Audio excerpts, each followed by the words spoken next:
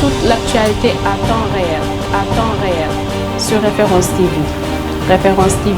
la chaîne de l'innovation. Que les personnes qui sont victimes de ces violences-là ne les dénoncent pas. Donc la question de la non-dénonciation fait partie des faits, des choses qui font que ces violences-là continuent. Au-delà de cette non-dénonciation également, je pense qu'il y a une question d'impunité ou bien une question de règlement à l'amiable de ces questions. Parce que très souvent, comme nous le savons, ce sont des questions qui se passent au niveau du cercle familial. Soit c'est un oncle, soit c'est un frère qui commet ces violences-là. Et quand c'est comme ça,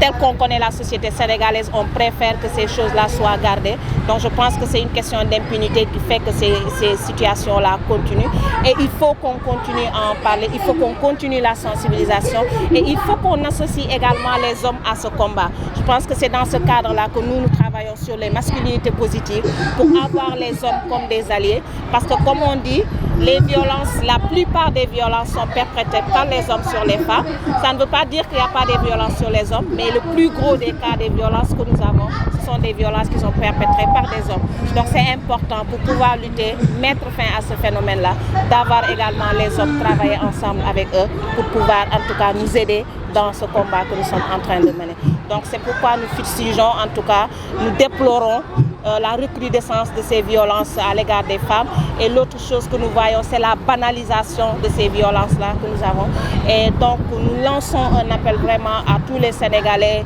jeunes, femmes, hommes, vieux, de s'engager sur cette question-là. Parce que c'est une question également de développement, d'avoir des femmes en bonne santé, d'avoir des femmes qui peuvent contribuer au développement. Parce que si elles sont violentées, si elles vivent ces violences-là, elles ne peuvent pas vraiment contribuer au développement. Donc c'est ce que nous voulons lancer comme message. léegi nag 6 organisations yi comme dañu wax ni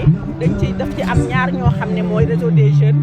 ak WGEP bu Sokone réseau des jeunes bu Dakar ñoom ñoo lëkkaloo àndandoo def ci lëkkaloo ko nag ak yeneen yi nga xam ne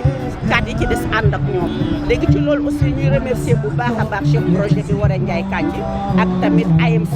Affaires Mondiales Canada ci ndigalu ci jataayu ci ambassadeur Canada bi toog léegi violence yi nag ñun dafa nekk un début de solution parce que c'est un problématique mën naa ne sax mondial en particulier aussi national waaye suñu xel dafa dal parce que ce matin secrétariat du gouvernement dafa bokk ci les champions parce que champions yi mooy violence yi daf ci am góor ñoo xam ne dañu comprendre message yu femmes yi ànd ceeg jigéen ñi nekk suñu wet te leef yi du lenn lu dul travail de l'unanimité unanimité lan la famille kan la góor jigéen xale mag ndaw kon ci loolu rek la ñuy indi ñun tamit suñu wàll ci liggéey bi muy maanaam synergie nag bi nga xam ne dañ ko lëkkaloo pour société civile bi ñu bëgg fexe jàppale ba nga xam ne état bi organisation société civile seeni partenaire la ambassade Canada seen partenaire la donc ñuy remercier aussi CECI bi nga xam ne moo mettre en œuvre programme bi depuis 1984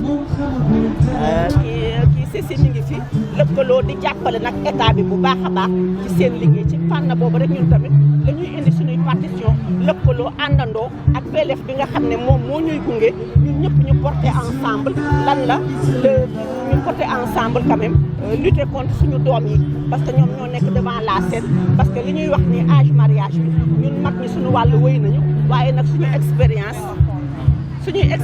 dafay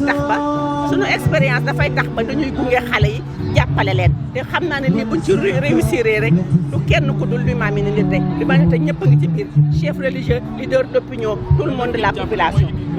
mooy plaidoyer yi ñuy def mooy tey ji organisation bi nga xam ne kon yàlla dafa tombeek tey dafa tombeek les droits de l'homme tey le 10 muy seen bis tombeek tamit les femmes qui vivent avec un handicap yëpp dajaloo léegi nag 16e jour bi di tëj tey ñun tam ci lañ lëkkaloo du ñu def leneen mooy li ma wax synergie rek def nag ay sensibilisation yi ñu ngi koy def ci rajo yi ñu ngi koy def ak journalistes yi ñu ngi koy porter ak leader d'opinion bi ñu ngi koy porter ak acteurs communautaires yi yooyu yëpp bu dajaloo rek ensemble su ko defee ñu dem vers les décideurs bi du lenn lu dul état bi tey secrétariat gouvernement toog na fi wax dëgg yàlla moom dégg nañ waxam mbir mi du gaaw lentement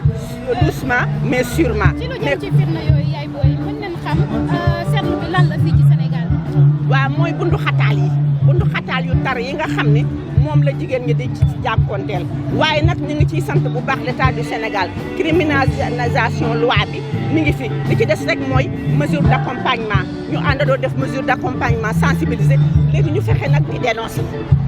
dénoncer bi dafa am solo yéen tamit am ngeen ci wàll leen journaliste tàllal nañ leen loxo na ci ñëpp jàpp mooy li ma la wax rek humanité bi moo ciy jàpp lii mu mën a réussir parce que tamit metti na lool jigéen ñi sonn nañu xale yu jigéen ñi sonn nañ ci bundu xataal yi waaye nag c'est toute la famille on est ensemble dañuy àndandoo rek doucement lentement mais sûrement pour ñu fexe nañ ko fléau bi nga xam ne dafa tar au niveau Sénégal nan lañ koy mën